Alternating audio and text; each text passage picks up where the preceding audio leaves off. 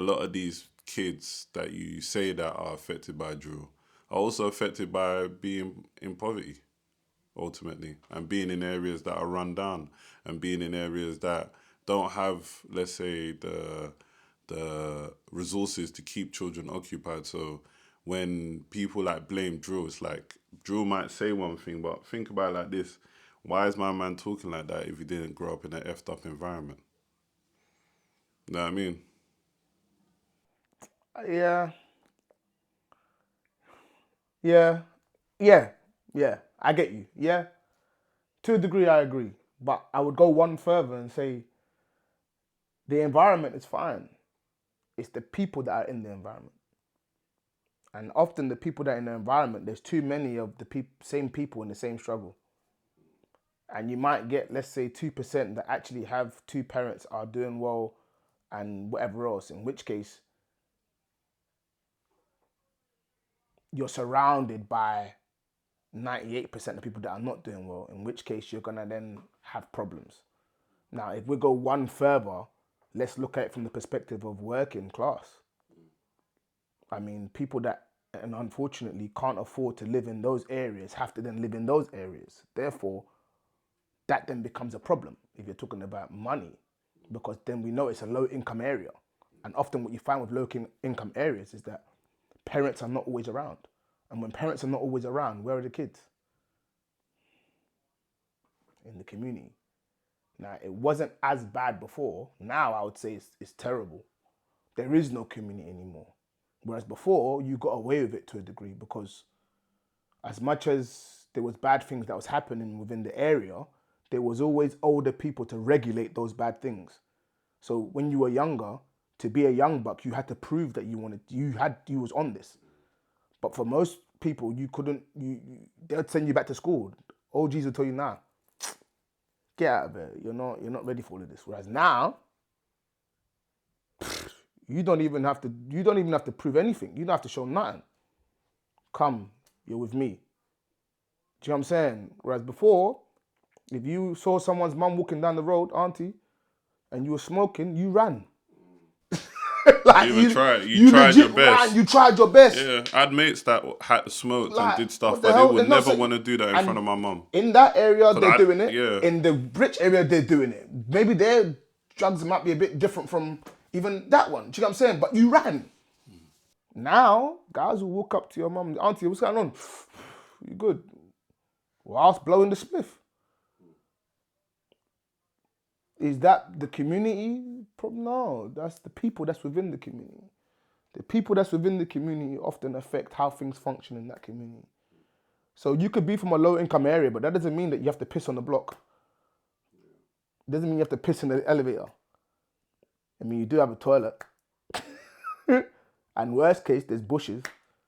At least the bush would be better than you pissing inside the lift. But again, that's not the lift.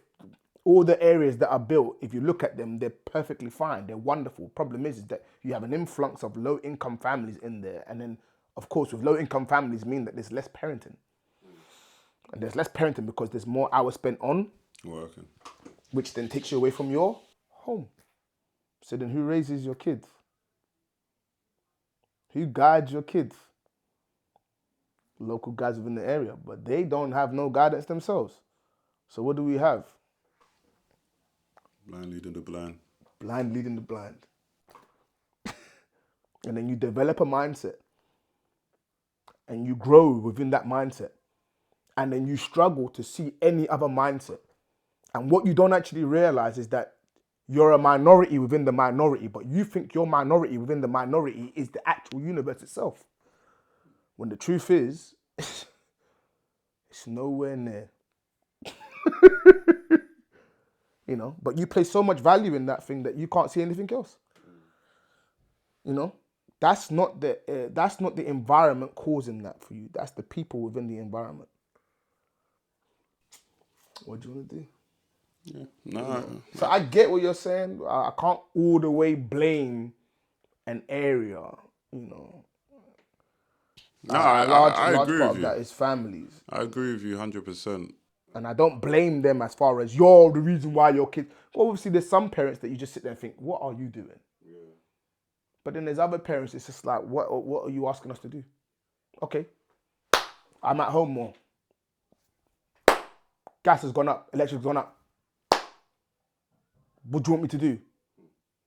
But then there's some parents that in actual fact, I'm not as home as much. I'm still earning, but still doing things that really and truly could give me more time to spend with my children, but I'm not doing it anyway. And then I'm blaming the system for why things are not going the way they need to go. I think there's been a big rug pull when it comes to how society is gone, because I think all these bills going up, everything, cost of living, I think now more people have to, spend time more at work. And obviously parenting is being compromised, but obviously, there'll be the argument, well, why would you have these kids and so on? So, well, when people had the kids in the first place, it wasn't £200, £300 a month for gas and electricity. You know what I mean?